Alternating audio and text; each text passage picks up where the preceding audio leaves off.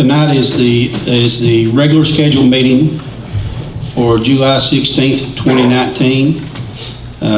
Chris, would you like to call roll, please? County Judge Executive Robbie Williams. Present. County Attorney Keith Bartley. Here. County Treasurer David Lane. Here. Magistrate for District Number 1, Mark Crider. Here.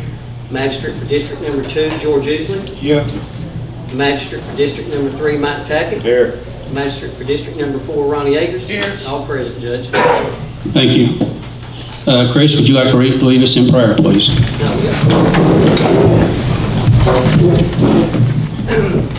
Dear Heavenly Father, we thank you for this beautiful day that you have given us, Lord. And we know that life is just a gift from you, and we want to thank you for that we have another day to live this day. And Lord, we come here tonight thankful that we have the opportunity to serve the citizens of this county. We ask you to be with the judge and the magistrates and help them to make the right choices that's best for all of our citizens. We ask it in Jesus' name. Amen.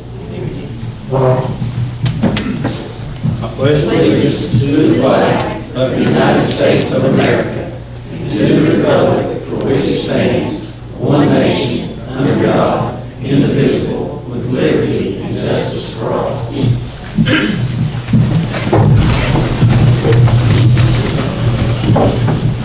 Looks like we have a good crowd here tonight. I want to thank our local officials, Senator Turner, Representative Ashley Lafferty for coming out. Also would like to thank Greg Tomlin, he's the Director of Rural Roads, for being with us. Mary, Mr. Moore, also with is it District 12 in Pikeville, for coming out. We certainly appreciate y'all taking time out of your schedule to visit with us, and we will be hearing from Greg Tomlin here in just a bit. I guess first off, we need to get approval on the minutes. Motion. Second. You take roll on that, Chris. You don't have to take roll on just All right. first thing. All right. Treasurer's report. David, anything to report? No, they've got the report, Judge, on June. All right. Unless you have any questions on it. Anyone have any questions?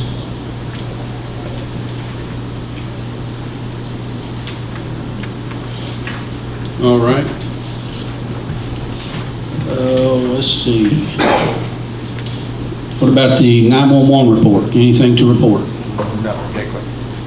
Nothing. Okay. Bear, anything on the jail report? I don't have much going on, Judge. We've got about 170 in-house right now. We did get the jail van. As of right now on the road, we've had a lot of problems over the last couple of weeks. I've just broken down about 3 or 4 times.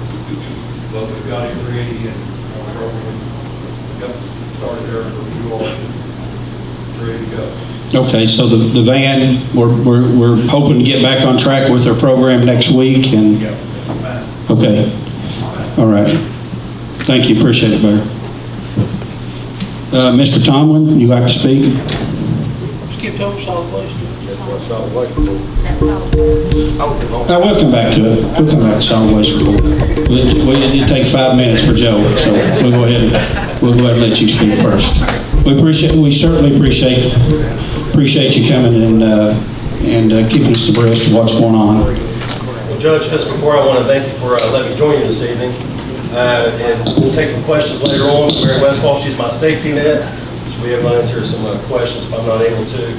I want to just say that last year when Governor Bevin appointed me as Commissioner of Rural Municipal Aid, he made 2 things very clear to me. One was I was to travel the Commonwealth and talk to local officials and rural communities, talk about infrastructure needs. And 2, I was never to play politics. And if it's about politics, I wouldn't be here today. And he just told a story. Back in 2015, he's in eastern Kentucky, and he's driving down the highway, and he sees some orange barrels up ahead, and he slows down and looks over inside, and there's a couple orange barrels inside this hole. And he asked some of the locals, why is there a big hole in the highway? And the response he got was, well, our county's not the right political persuasion. Well, that's nonsense, and it doesn't matter what letter is beside your name or your county. Blacktop is black. It's not red, it's not blue. We don't have Democratic or Republican roads, we have Kentucky roads for Kentucky people. And as I've traveled 1,000 miles across the Commonwealth, I've had the opportunity to talk to a lot of people, have a lot of conversations, and one conversation sticks out in my mind more than any of them. I was out in western Kentucky in the middle of a soybean field with about 30 or 40 farmers, and a bridge had collapsed in a creek about 6 or 7 years prior, and it was causing a significant detour for these farmers. Well, at the end of this meeting, a reporter asked me, he said, well, Commissioner, is that bridge really that important? Are those farmers really that important? I mean, think about that. Are those farmers really that important? Well, being a country boy myself, I was kind of taken back by that kind of smugness. I called the guy a cosmopolitan. I don't know if I was allowed to say that or not.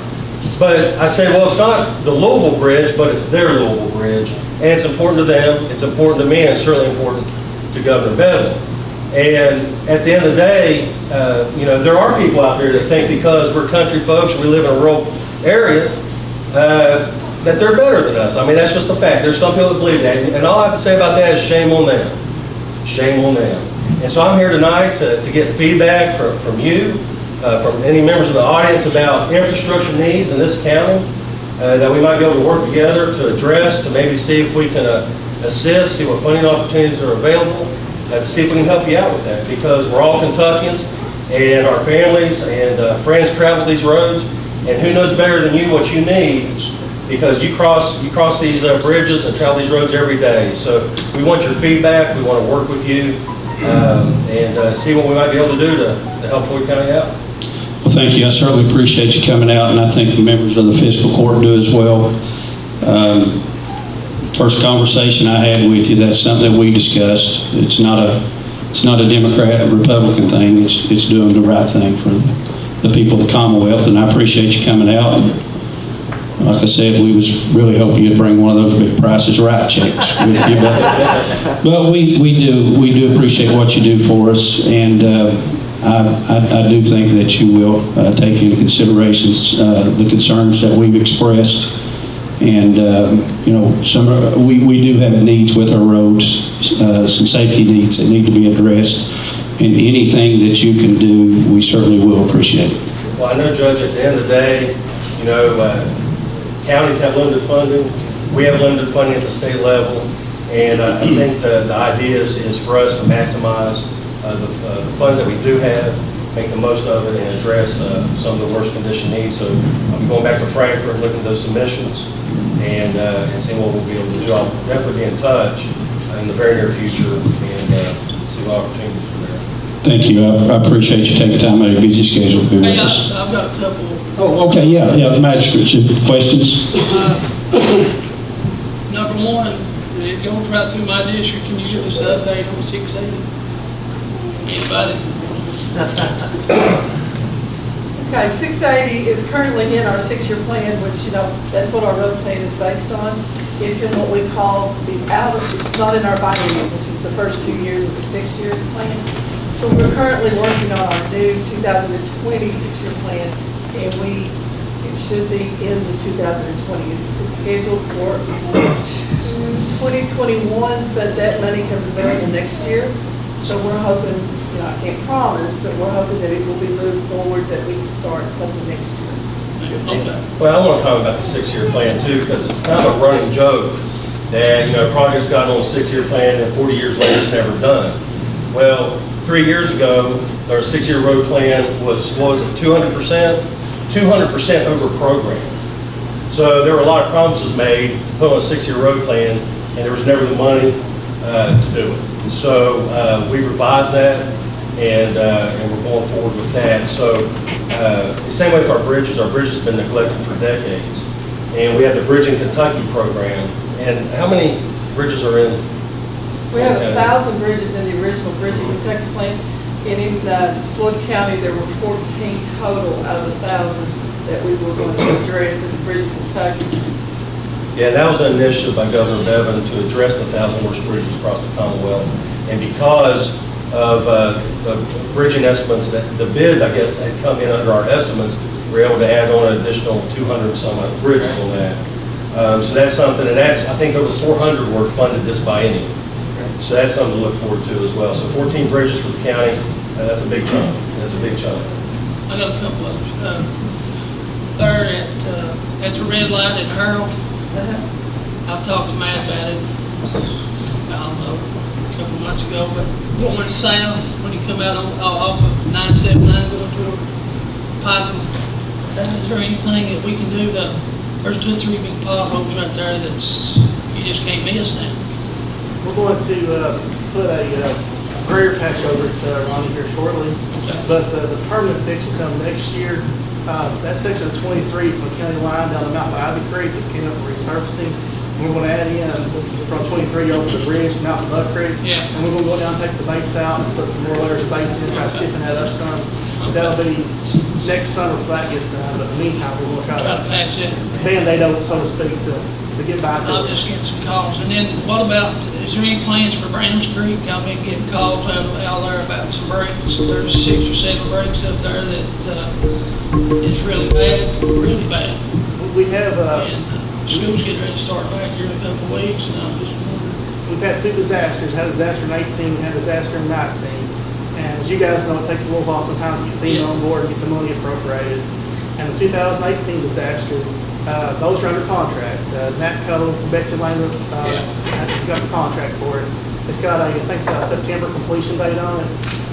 There could be sites that are affected by utilities and they push that completion date back. Now, there are some 19 sites on Browns Creek also, and FEMA's scheduled to be in next Friday to look at Browns Creek. Okay, good. That's all I have. And Matt, also, could you get with Dale, they were saying there's some scheduled road closures in the Browns Creek area. We've got it looks like a project in Tinker Fork that may turn into an emergency fairly quick for us. And we're concerned about you all shutting the roads down on the Brandon Creek side until we get this completed. The residents could be stuck and not have a road out. So that we're going to try to put out a bid tonight, get some bids in here in the next few days, and hopefully we can get that addressed in the Tinker Fork area. But if you all could kind of coordinate if there's going to be road closures up there, that we do at least have one access to get out. Sure, I don't think it's going to be anytime soon, Judge. What this is part of a rural secondary program we presented back in February. There's 2 large drainage structures, one right below the Old Record Baptist Church and one's a little ways above it. And they're going to bid this month at the end of July. So it'll be August getting a work order. It'll probably be sometime this fall for our contractor starts work. But we can work around that if you guys happen to be working on Okay, it. yeah, well, it just ought to be nice for us to coordinate it, that we, help the folks out up there. Mary, also, you was talking about the 680 project. Now, correct me if I'm wrong, but is it a possibility that this may be let out for bid next year? That's it's what we call it's under 2021 money, which is, it comes available July 1st of next year. Okay. So that's what we as a district are asking, that we go ahead and let that, just depend on the budget that we have. Okay, thanks, I appreciate it. Also, I don't know if you have information on this. Yes, go ahead. Okay, up to Ronnie's district, or Harold, when school comes, or school's going in. Now they're gonna have all this traffic coming off the 80, down 20, down West Creek. Why didn't they put that traffic across here to the head of Pike County, bus cycle, and people coming out of West Creek? Sir, he's with the state. He doesn't deal with anything on the local level. Matt may be able to. Matt may be the person that you'd want to ask that question to later. Matt, if you want to come up, that'd be fine. I can't hear your question, I'm sorry. Okay. You're coming out of Harold, like a bottleneck, going to the back. And they're wound up, Ronnie knows it's 2 or 3 miles back to get out of Harold. Okay, if they get that road really complete, going across the May, they got part of it done, part of it they had. Why didn't they go into Pike County up there. Up the head mud, go into the cycle, and the people coming out of over in 80 and head of mud, instead of them coming down there and setting for hours and hours. Why didn't they put that road in up there? They come down Mud Creek, they come out, down 23 above cycle. Well, them people won't be bottlenecked. I mean, if you get up there, now you've got, if school's going on, you got a 30 to 40 minute wait on the side. They're lined up 3-4 miles back.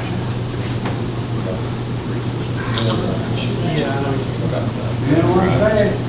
Yeah. It don't make no sense to come out of Westbury, build an extra bridge there. Why not just take that money and put a mountain across that mountain?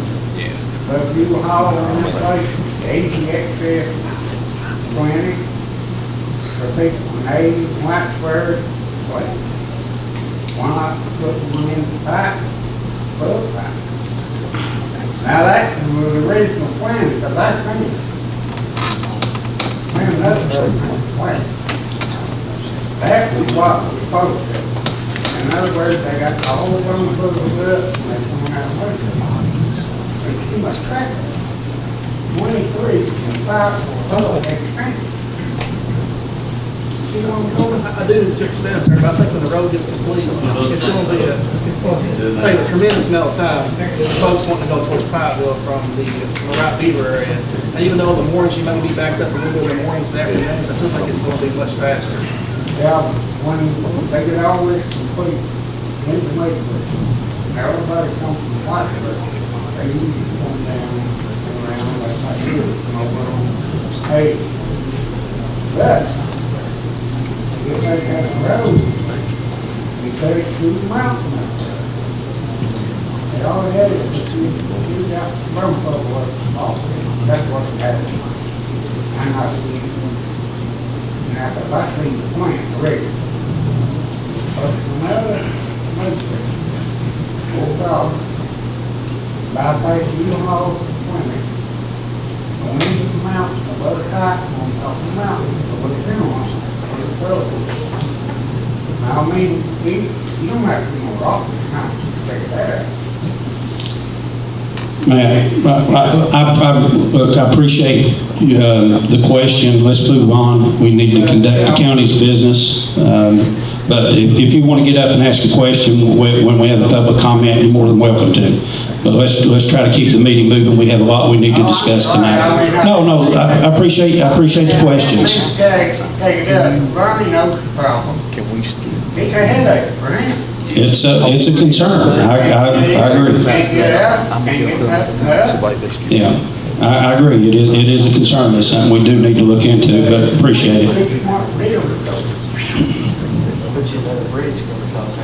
Hey Murray, how hard will it be to get a red light put up at the foot of Bench Lane High School Hill on 23rd? I mean, I don't feel bad.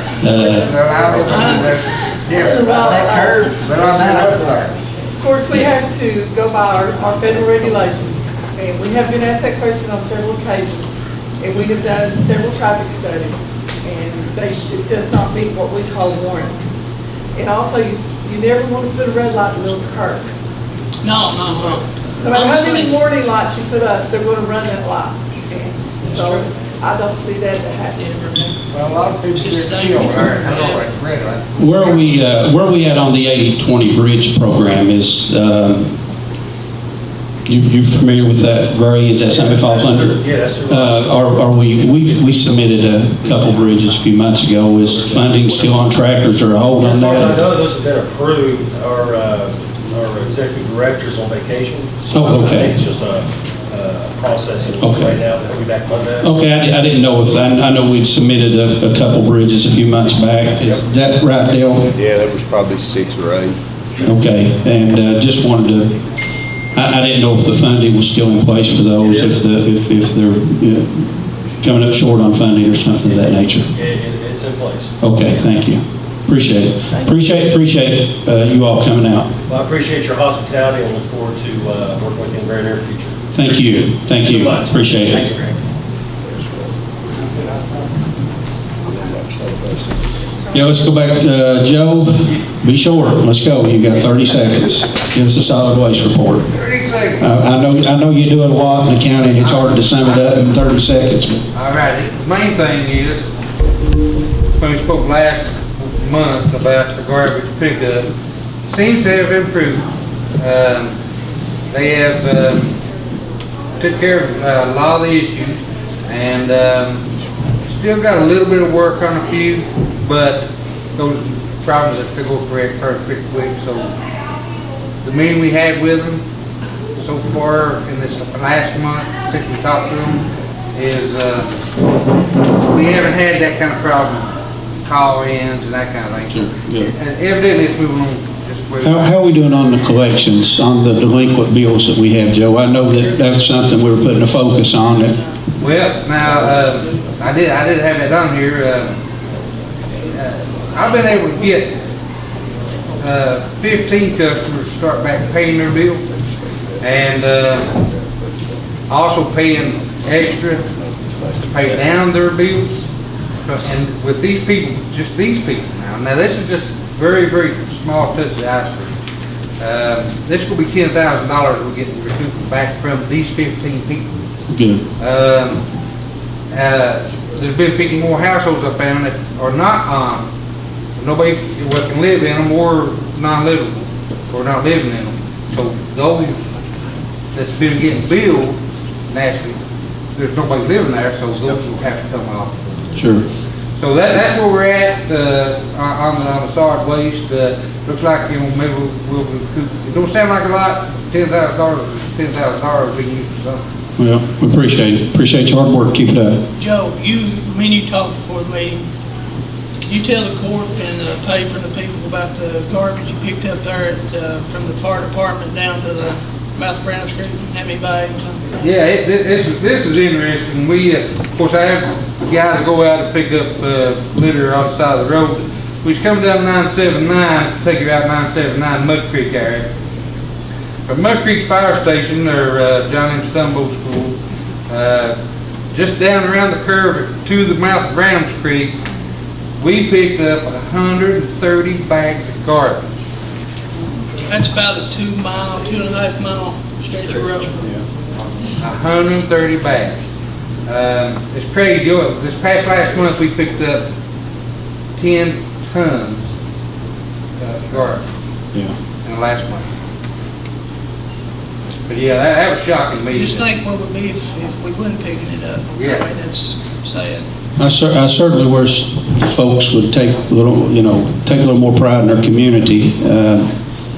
It's not just a matter of keeping your place clean. It is, but we need to keep our community clean if we're going to try to attract new businesses in here and improve the quality of life for folks locally. We don't need to live like this. So I know we need to try to start some programs in the schools to create some awareness, and it's just a generational thing. It's going on here for years, and it just doesn't seem like we can break the cycle. We ride down the road and they throw their McDonald's bags and cups out the window, and it's acceptable. But no, it's not. We hopefully when they see Joe out here and his folks trying to clean up, and may try to do a little better. But Joe, thanks. We appreciate what you do, you and you guys. Let's see, next we have citizens' comments. Who do we have signed up? That's limited to 2 minutes. Don't have one. Come on, who needs to speak? Come on up and give us your name and we'll listen to you. Hi, how are you? Good to see you. Good. I'm Deanna Mullins. For those that don't know who I am, I'm actually on here for 2 reasons.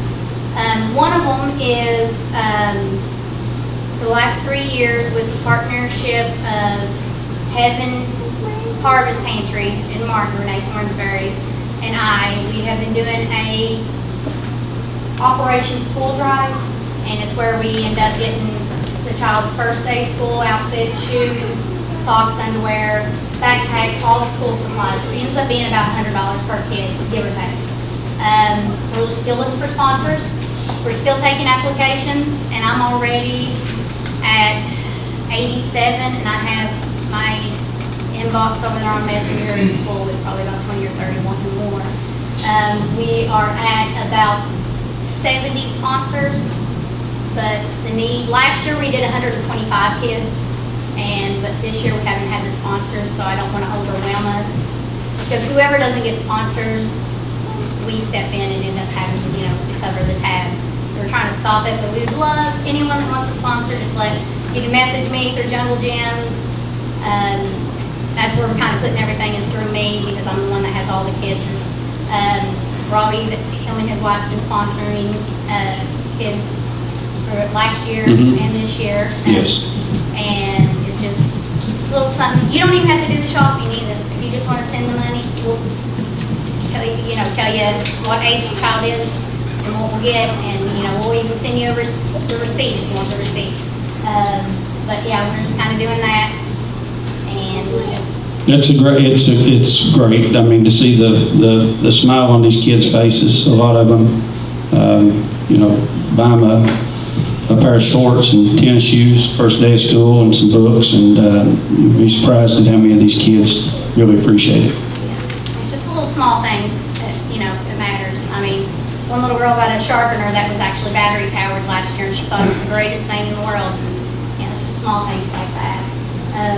So yeah, if you would like to sponsor, just kind of get in touch with me. And we got tons of kids that are needed. And the sad thing is most of them, I've had 5 high school kids contact me themselves, not their parents, not guardians, themselves, saying, hey, I need help and my siblings need help.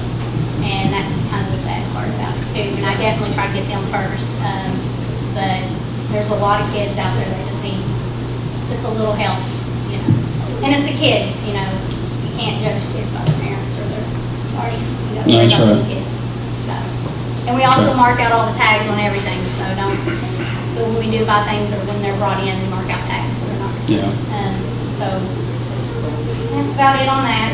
And then I just kind of was wondering about the community center and. It's moving forward. We're working on it every day. Yeah. We are going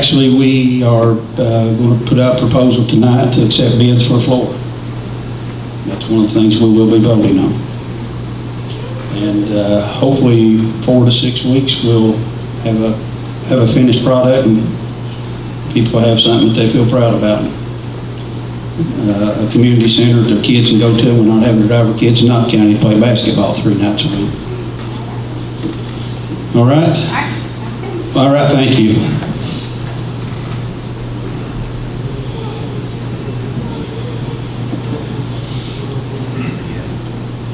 Okay, anyone else have any comments?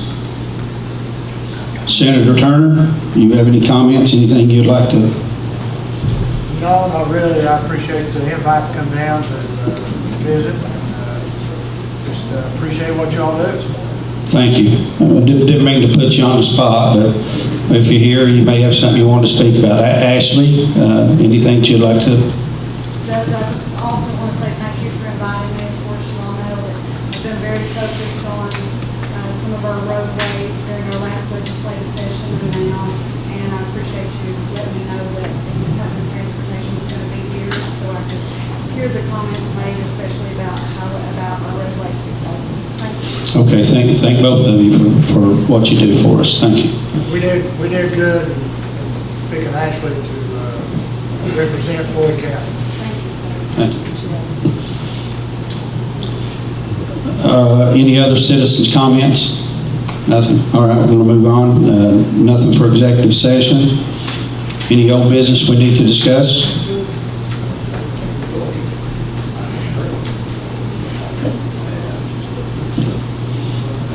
Come on. Well, come on up here.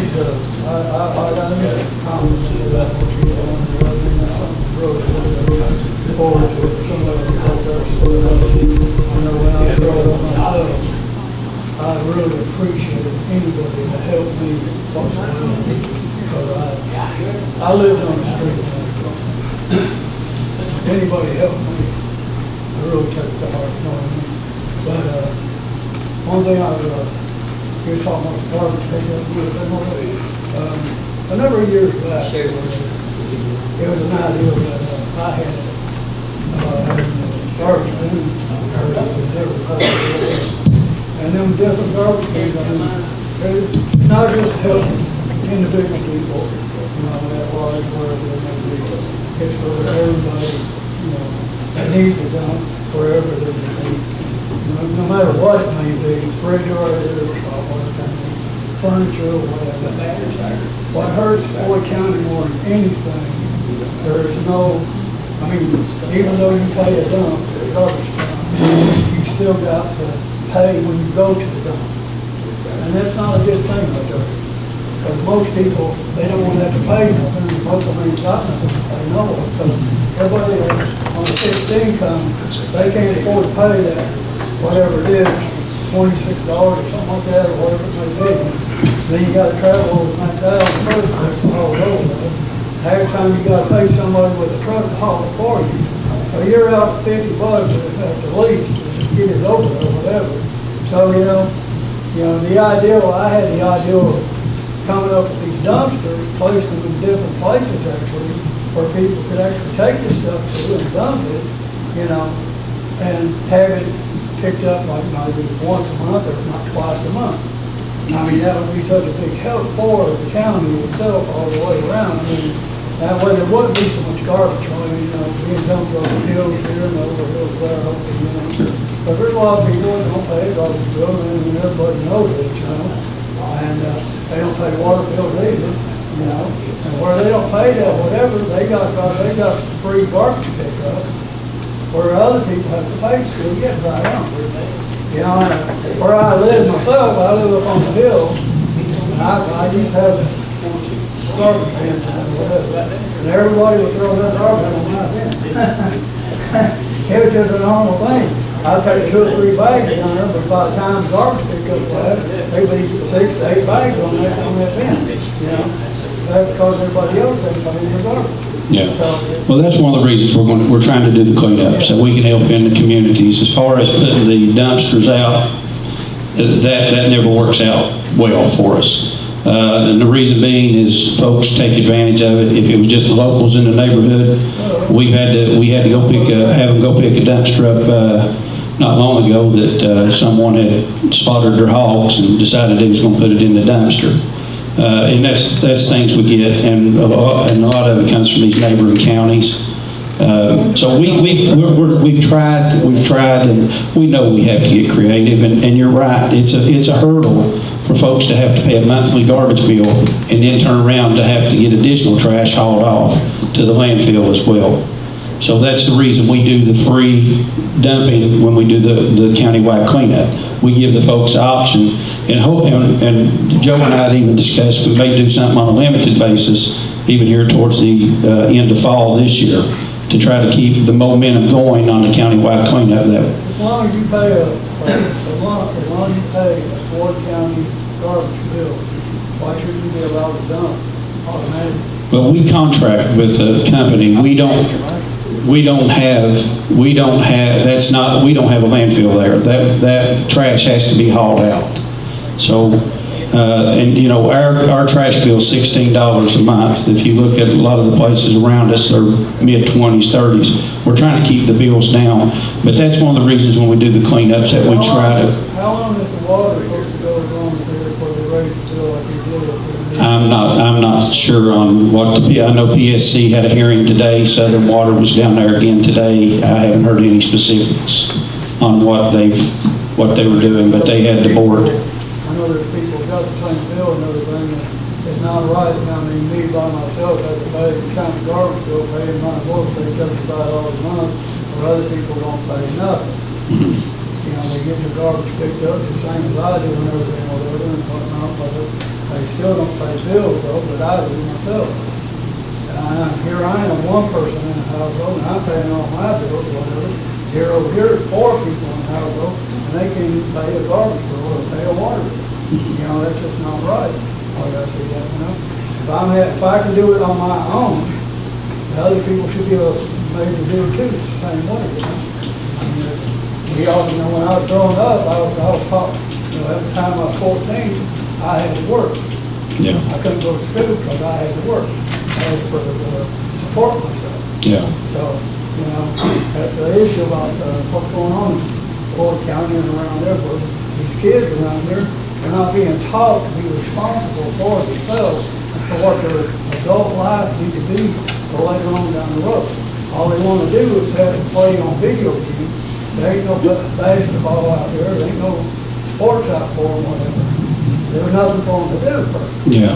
Do you have a question that you want to ask us specifically? We've got a lot to discuss One tonight. thing, you know, is why we don't have nothing going on in Harold area and places up there where, I mean, they got the basketball, baseline and stuff like that, but why shouldn't there be some youth groups for younger kids and stuff?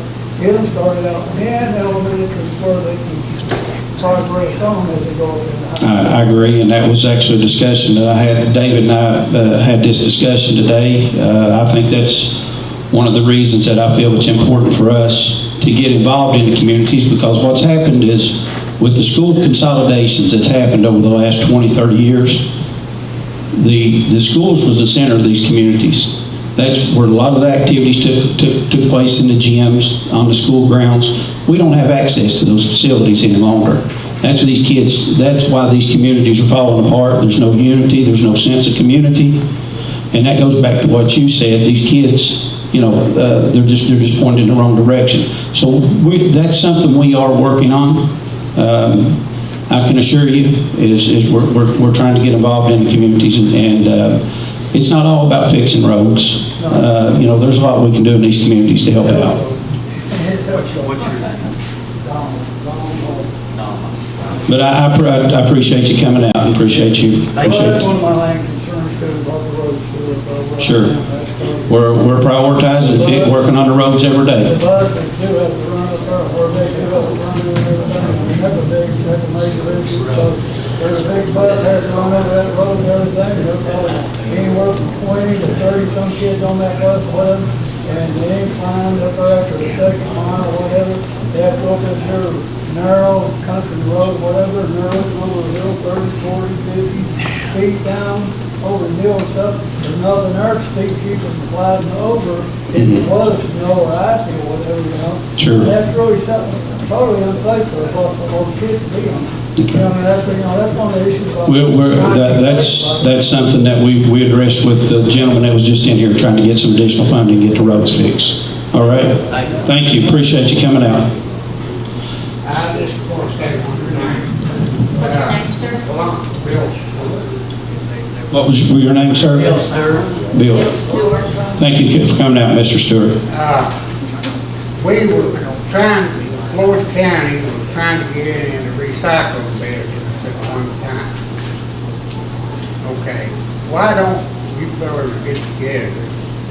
And the government would probably loan you some money to do it. And get your distribution center down here where they had, gonna build a school.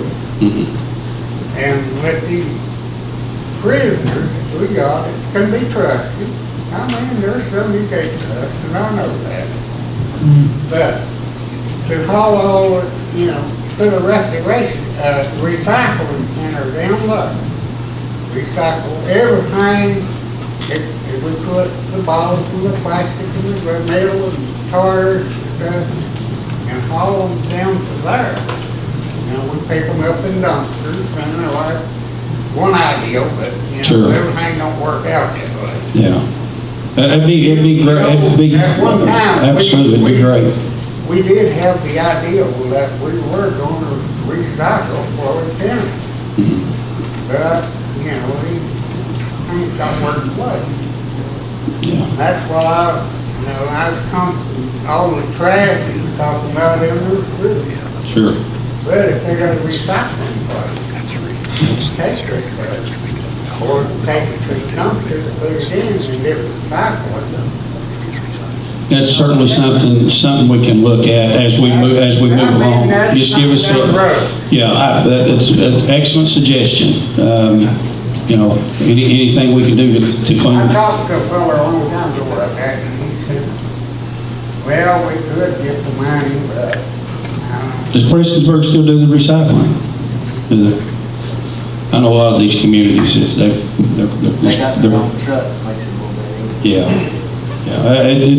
That's an excellent recommendation. I appreciate it. Thank you. We own the property down the road here. Somebody does. Somebody. Where they want to build a school. Yeah. Well, let's move on. We got to discuss our business here. Oh, okay. I'm sorry. Come on up. This last one. We got to move on. Yeah, I'm wondering about when you want to pay that down for Those Where it's in the plan, and we will be blacktopped. Hopefully, Dale. What are we? As soon as we hear back from the discretionary money. Okay. It's on that discretionary money. Okay. We put 100 ton up there last month. Yeah. Yeah, I know it's got it. I appreciate that. I appreciate that amendment. It's got a good check for repay. I mean, put a good coat. You know what I'm saying? You got the holes filled in and got it to where you put ever how many inches put down, 4 or 5 inches, or ever how many 6 or whatever. But right now it's time. One of the big problems we've got up in Tover is the lines. And correct me if I'm wrong, Ronnie. They run right in the middle of the road. Oh, yeah. Every time a water line breaks, they have to dig the road up to fix the line, and that's the problems we're having. We put it down, and they have a water line break, and it's destroyed again. What you ought to do is get on to the water company and have them to move their line, and that way we'll be able to for the road. I'd love to see them do it. I just don't know, right now they have the funds to go. I'm ready, the thing about it is, I've torn up the hill that fourth curve, and I dropped about, 6, 7. I dropped around, about $4,000 up there, and I'd like to see us get a good road up there too.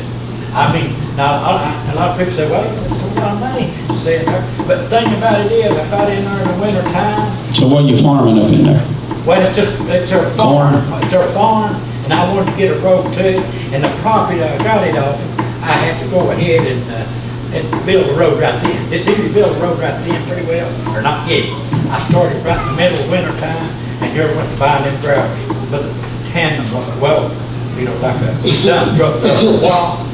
Then it ended up the tandem loads.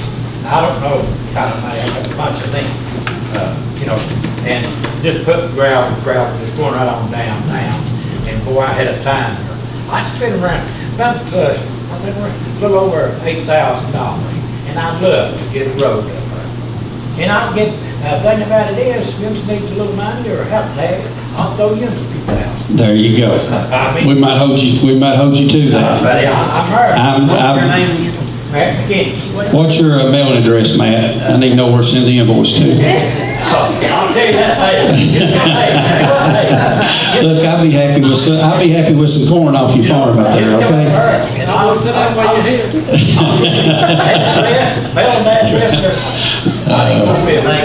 Thank you. Appreciate you coming out. We're going to get that road. We're going to get the road straightened out up there. We're on it. I tell you, it really helped. Thank you. Cut that ditch. And if you can't help the poor people in there about their water bill, I never hear them tell anybody. I'm gonna drill a well myself, but if I want, boy, people be a kitchen heck of it. But I'm gonna drill a well. But these poor people jumping their bill, up to 74, like $74. This one guy told me they jumped his. I don't remember. Well, it's 80. He said they jumped it, I think $40-something, up to $84. This guy, my nephew here, yours about what? 70 what? 75. And he lives on a small income. That's pitiful. Look, I sympathize with the folks on the fixed income that are having to pay these water bills. I've had folks call my office in tears because they're on a fixed income and they don't know how they're going to pay their water bill. Now this has been thrown in the lap of the new board at Southern Water. They've got a new board, they have new management, they're trying to do the right things. Just give them a little time. I honestly believe that they were in a hearing all day today in Frankfurt, trying to answer some of the questions about what happened in the past and how they got themselves in this situation and what they can do going forward and get a clear picture. The Public Service Commission trying to get a clear picture how we keep this from happening again to these water districts. And it comes down to politics and water, and they just don't go together. They don't go together. So my suggestion, folks, is work with Southern Water. You've got a good board in place. You have good management in place. I really think they're going to get things turned around, and hopefully they can get the meters. They're requiring them to put new meters in, it's my understanding. And the meters will give the accurate readings on the water. But what's happened is when those folks came in up there were 700 meters that were not even reading or was reading zero. And it goes back to what you all was talking about. You have folks that they don't pay water bills. They'll have one water tap and they'll have 8 trailers and things of that nature. So they're trying to rectify these issues. And just give them a little time. I wish that there was something that we could do as a fiscal court. And when we are in contact with the Public Service Commission, and we've asked for them to look at alternative ways to do the billing that it doesn't impact the elderly and the folks on fixed income as much. Because the vast majority of the folks on Southern Water are on a fixed income. Yeah. All right. All right, thank you. Appreciate it. Ronnie, come up and see us then. All right, I'll be there. Checkbook ready. All right, I have a couple things that I would like to force to, yes. Oh, I'm sorry. Come on up. Got one more. What's your name, sir?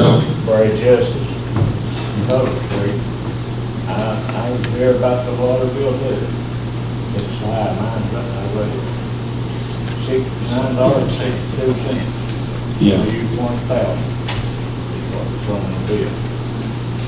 It's still, that's just water bill. Yeah. Yeah. They tell me they're on a fixed rate now, 58 and some. That's what this is. It's 58, 62, and then 11 for garbage figure. Yeah, the garbage, and they add the garbage to it, yes. Yeah. Which now, I don't want to get into the Southern Water. I mean, the board, we appoint the board, but they run the day-to-day operations. Once that board is appointed, we absolutely have no say-so in what they do and how they run it. They're doing the best they can. Listen, at the end of the day, this was thrown in this new board's lap. It was years of mismanagement, and it has caught up. It has caught up with Southern Water. And I'll tell you, if the Southern had continued down the path they were going, we would have simply been picking up the pieces right now. There would have been nothing left in 6 months. When this board took over, they were $200,000 in arrears on their utility bills, on their insurance, on their payroll taxes when they stepped in. That's why they had to come to the fiscal court and get money to make payroll and to keep the water flowing to people's house. It was that dire. But there's a lot of folks that bear a lot of responsibility. This is just one person. There's a lot of folks that bear responsibility for what happened here. And listen, I understand. My mom and dad are on a fixed income, and you take an extra $25, $30 a month out of their you're having to make some tough decisions. Always something Social Security a month, and I want to be on other people. Yeah. It's sure more people. Yeah. I've been paying my wife, and did almost 7 years, and I've been paying $30-some a month. And never using over 2, 2 units. And now here it is, 70. Yeah. Yeah. So I just went with. Well, I appreciate you. Look, I wish that we had an answer, that I could, there was something that I could do to to make it go away, but this is years in the making, and now we're having to pay the piper. It's not easy. When I look at the folks who are getting harmed the most, that's the taxpayers, folks who are on fixed income, people out here living, not living paycheck to paycheck, you're living day to day. People living day to day. And, you know, like I said, I have been in contact with the Public Service Commission about trying to find an alternative way to do the billing. I haven't heard back. They had the board down there today. They had some hearings today, and hopefully I get an opportunity. I can get on the internet, take a look at that in the next day or so, and see if there's any good information that came out of that that may be useful. And if there is, we'll certainly try to get that information out to the public. Okay, thank you. I appreciate you coming out. I really do. They already outlawed that 12-inch pipe. Yeah. All right, let's move on. We got new business. Anyone else before we move on? Okay. One thing I wanted to discuss, I think I ran this by Ronnie, is we've got a gentleman, Eston Yates. He's wanting to lease a piece of property up across from the highway garage. A little small tract. County garage, Or, excuse me, the county garage up in Mare Creek. Just a little slither of property. David? Is that the same property that had the food pantry at? We leased a piece for somebody, it's on the other side of the creek or something. Correct. This is right across the road, Keith.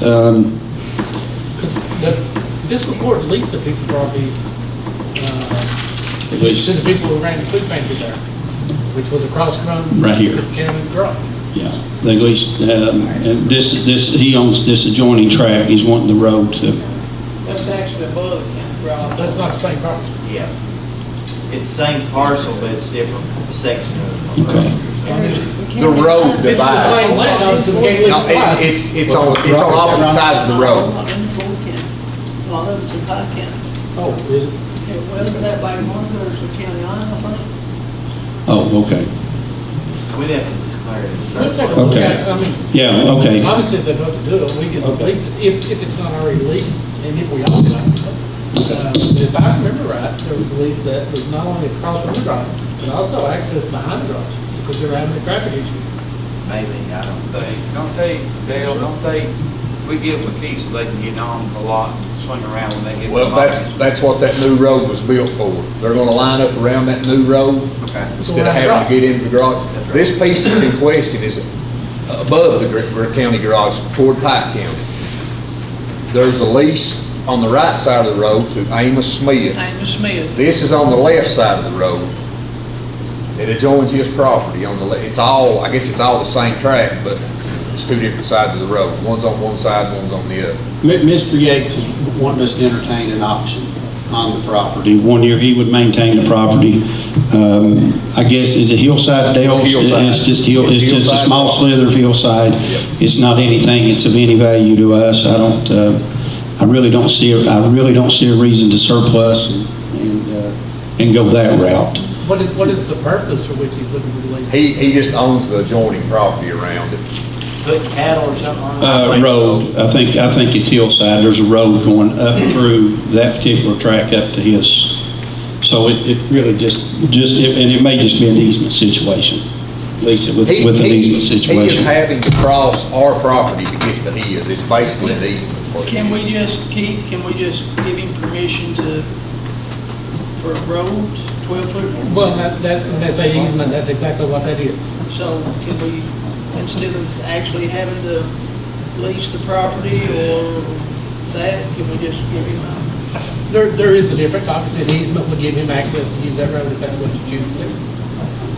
Okay, so you all okay if we discuss an easement or lease? Okay. Whatever wants to do, I mean, it's nobody. I just wanted to discuss it before I meet with Mr. Yates. He's been by a couple of times, and I certainly don't want to keep putting him off. Just like he's checking into all the legalities. Secondly, I wanted to explore the option of getting the 2 new excavators also for District 1 and District 2. We need to surplus some of this old equipment we got. Like I stated before, to me, the only thing worse than, having guys out here working and don't have equipment to work with is paying guys to sit around with, and you just don't have equipment. So we need to get a couple more pieces. This equipment keeps breaking down. We're leasing. We're scrambling, moving equipment from district to district, and it's just not being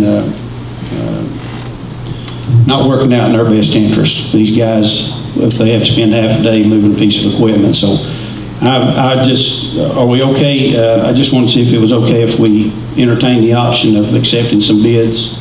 Well, if it's on the state bid price contract, you wouldn't have to do that when you want to use them. Well, He's not talking about mine, he's talking about myself. well, we're going to do both. We're going to do both. We're actually going to sell some of our surplus, some of our older equipment. We just give the fiscal give permission to the road foreman to gather up a surplus list, and then our next court meeting will surplus. That's what we like to do, is get a list of surplus. Let's take the funds on what we sold. We use those funds for down payment to try to get two new excavators. 2 good used excavators or 2 new excavators. We'll explore those options as well, Dale, okay? We okay with that? Motion to get a list together for surplus property or equipment. Second. We need to call roll on that, Chris, or is that? I'll make up a resolution. You make a resolution on that? Okay. You can call roll, Chris, please. Commissioner Mark Crowder, Yes. Commissioner George Easley, Yes. Commissioner Mike Tackett, Yeah. Commissioner Ronnie Akers. So what are we gonna do about the purchase then? Are we gonna wait till we have the sale, or are we gonna go ahead and, if we don't have? No, we can go ahead and get the information on on both. We can start doing putting the surplus information together for what we're going to sell, and we can be getting the information on what we want to purchase also. This isn't something that's going to happen in a week. Time we put out what we're the particulars on the equipment we're looking for, it normally takes 4 to 6 weeks to round the equipment up. Do we need a motion for you to advertise to bid 2 new excavators? Is what I'm saying. But that's what we was making the motion for, was to do that and to look into surplus also. We'll add the same resolution. Yeah, we'll add that to the same resolution. Yeah, that's what it was for, to do the surplus. All right, let's see, resolution 1, transfers. But you're not going to surplus the smaller one that George is using now over at District 2? I don't think we will. I'd like to keep that and use it for litter abatement if we could, Ron. You all have to Make it get back. Yeah, yeah. Always intended the ones that's broke down with the bad pumps, they gotta go. The 2 Komatsus and the Kubota. Yeah. That was the first one we got, is the first one the county ever bought. It's 20+ years old. Yeah. We'll get you another. Yeah. It all has to be, we have to vote on what we surplus. I mean, I'm just saying, let's get the list together, what we want to surplus, and let's start exploring the option of trying to get a couple more machines. And what we probably need to do is sit down and see what we need to put on the surplus list. Because some of this equipment, folks, we're spending more money repairing it than it's worth. Okay. Robbie, I think we ought to try to look at maybe bringing it to Allen Park, down at that big lot down there, and advertise it where this stuff is at, let people see it operate stuff, to get our best bids out there, really. That's right, I agree. All we can out of it. Absolutely, because that's money we can use to roll over into a new piece of equipment. Could be, with 3 used excavators and old trucks and other equipment we got, it could be a third of what Yeah. it's going to take to buy 2 machines. We'll do that. All right, thank you, Mark. All right, transfers. Get a motion? Oh.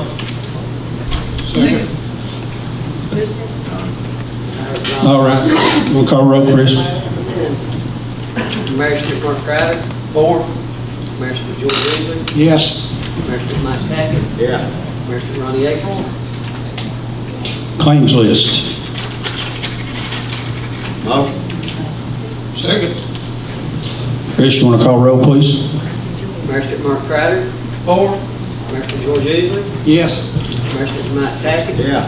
Master Ronnie Abel. Any questions on the claims list, guys? No questions? Next, we have the Mountain Comp Care Grant pass-through. Get a motion? Motion. Second. Chris, you want to call roll, please? Master Mark Crowder. Yes. Master George Easley. Yes. Master Mike Tackett. Yeah. Master Ronnie Abel.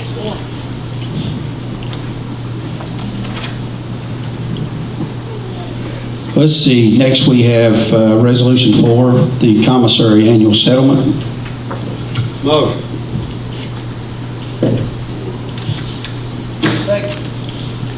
Chris, you want to call roll, please? Master Mark Crowder. 4. Master George Easley. Yes. Master Mike Tackett. Yeah. Master Ronnie Abel. And Resolution 5, reappointment of the county treasurer.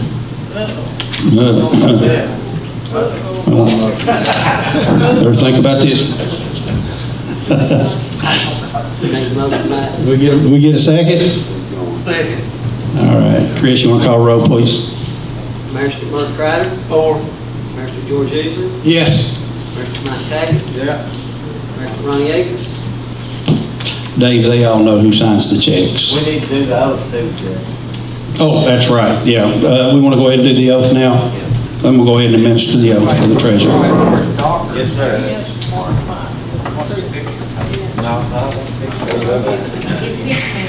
Well, you got him under oath, I got a couple questions. We're not prosecutor. Prosecutor. All right. Raise your right hand, sir. You just want to affirm that I do solemnly swear or affirm, as the case may be, that I will support the Constitution of the United States and the Constitution of this Commonwealth, and be faithful and true to the Commonwealth of Kentucky, so long as I continue a citizen thereof, and that I will faithfully execute to the best of my ability the office of, according to the office of treasurer, according to law. And I do further solemnly swear or affirm that since the adoption of the present Constitution, I, being a citizen of this state, have not fought a duel with a deadly weapon within this state, nor have I sent or accepted the challenge to fight a duel with deadly weapons, nor have I acted as second in carrying a challenge, nor aided or assisted any person who thus offended, so help me God.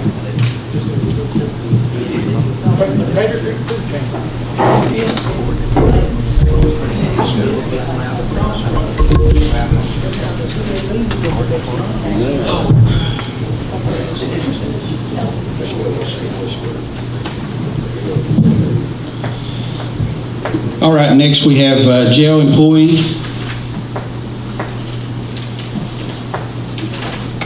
Get a motion on that? Motion. Got a second? Second. Yeah. Chris, you want to call roll, please? Master Mark Crowder. 4. Master George Easley. Yes. Master Mike Taggart. Yeah. Master Ronnie Abel.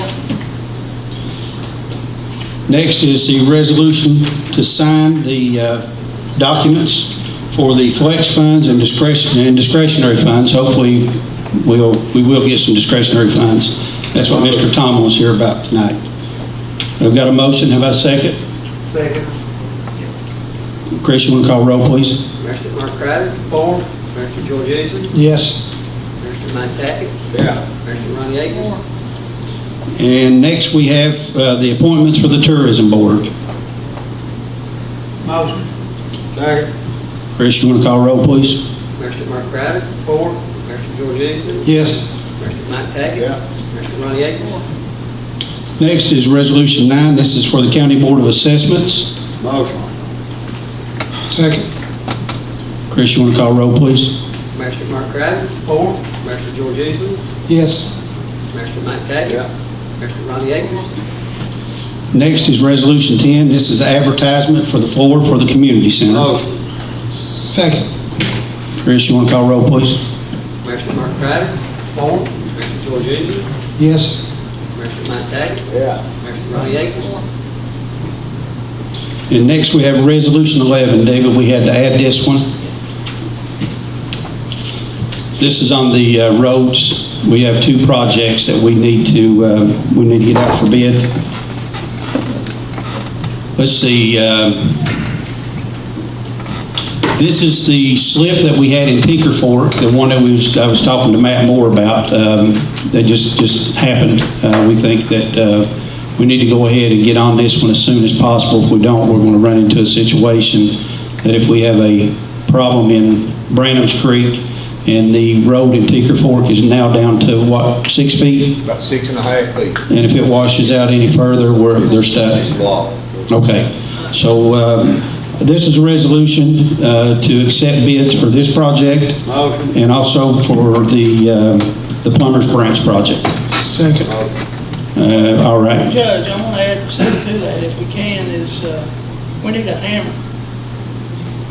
I mean, it is, if we go in there, we went up today, me and Dale, and, and we could, while we're waiting on the bids for the drill steel, we can chip some of the cliff rock off and slide the road over maybe 6 feet. Yeah. And that will. Yeah, we'll go ahead and do that. That way we keep the. You don't have to add that to it, you can go ahead and do it. Well, Dale, you want the hammer on our machine? No, I think, you know, just get a contractor in there and do it, because by the time we order a hammer, wait for a hammer, get it plumbed, we could be done. We'd have but now it's gonna. So, now this resolution is for us to solicit bids, to actually just advertise them in the paper is what this is for. Right. Ronnie, what we probably want to do, because Dale, is the project in Tinker Fork, is that going to be a FEMA? Yes. Project, it is. It's a FEMA project on this year's disaster, but at the rate they're writing up projects, we're gonna be December. I mean, and it's not gonna wait. Well, let me ask you a question. If we go ahead and we take a hammer up there and we work on that road and we spend, I don't know, $10,000, I'm choosing a round number, then we turn around, we get a contractor to complete the work after that. Are we going to get reimbursed for that $10,000 or? As long as they consider it reasonable, and we got a meeting Thursday with them, we can even talk to them about it. Okay, I just didn't know, because we was going to be splitting between the county and the contractor, because we will have to get a contractor to come in because it's a steel project. Right. It's dropped how much, Dale, since the initial. Oh, it's dropped probably 10 feet, 12 feet. Okay. Yeah, we probably lost at least 4 more feet of blacktop since the initial assessment. Yeah. So Tim, you don't think that will be an issue if we do? We can always split with a contractor. That's no problem. Okay. I just didn't know if we went ahead and tried to complete that reasonable amount of work to keep the road open, and then we moved on to the contractor. Really, truly, if we don't chip it out a little bit and slide that road over, it needs to be closed until it's drilled and there. Absolutely. I mean, it's not wide, it's not safe. Well, there's no room to work there now, right, Dale? Absolutely, no. So, Even for the drill, yeah. And then if the state comes in and repairs those 2 drains on Brown Street, you're gonna get a lot of traffic that you was talking to Matt about there earlier.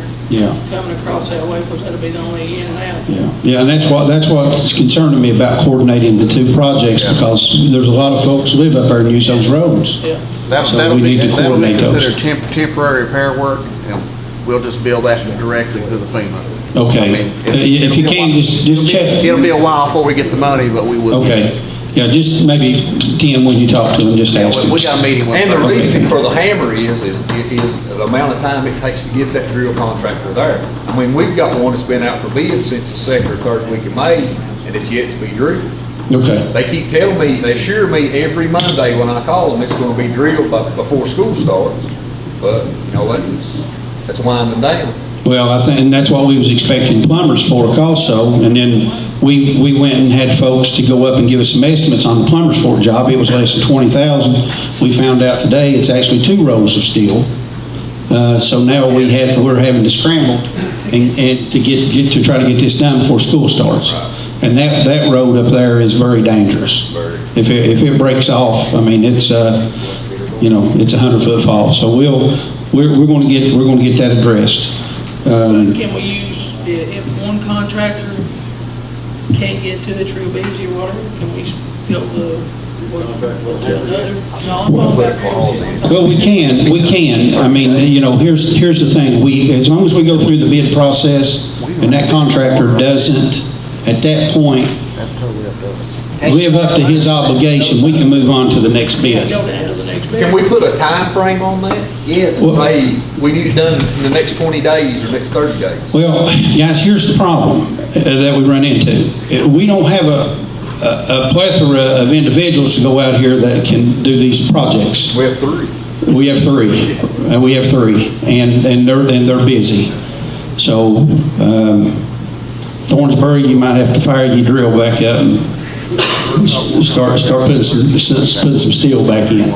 But that's the problem we're running into. I mean, we're short-handed on folks who can drill. We have 3 people, and they're all busy right now. But it'd be nice to put a time frame on it, but who do we go to? I mean, that's... You know, who do we go to? We're basically at their mercy. All right. So did we get a motion to go ahead and, okay, so we're good. Did you call roll? All right, thank you. Master Mark Crider. For. Master George Usley. Yes. Master Mike Tackett. Master Ronnie Akins. And motion for adjournment. Hey, Robbie? Yes, I'm sorry. Get an update on where we're at in your District 1. Sure. Even though with the equipment, we've had breakdowns, but I'd like to recognize the guys in District 1 for all their hard work. As of now, we've got 100% of the county roads, District 1 cut. 75% has been sprayed, so we may not need the bush hog anymore the rest of the year. That'll be great. We got 50% of the ditches pulled and culverts maintained. As of today, we've got 950 ton blacktop on the ground. So far, that's for some research. And that's just in your district? All patches, that's That's just in District 1. And we're cutting these right-of-ways on these roads. If you go up Left Fork Abbott, Mead Branch, and we've cut them back really wide. You pull a 16-foot wide house trailer up them, we'll never touch them. So I think when the school buses and stuff start traveling again, I think they'll appreciate it. And these guys, they're working hard and keep these roads in good shape, safe for everybody to travel. The spraying program's been a hit. That's really saved us a lot. I mean, folks, we're not saving a lot. We are saving quite a bit of money, but what it's doing is it's freeing our men up, the spraying program, that we're not having to designate 2 guys from each district to run a bush hog all summer long. That's freeing those guys up to go out here and work and do other things. So the spraying program has really helped us tremendously. I appreciate you bringing that to our attention, Mark, and helping us with that. Well, thank you for making it possible for us to start doing the program. So I think in the long run, it's good. Any other magistrates, got anything you want to add? They done steel grow. I'm with you. All right, we got a motion for the adjournment? Mark, make it, all right. Thank you all. Appreciate you coming out.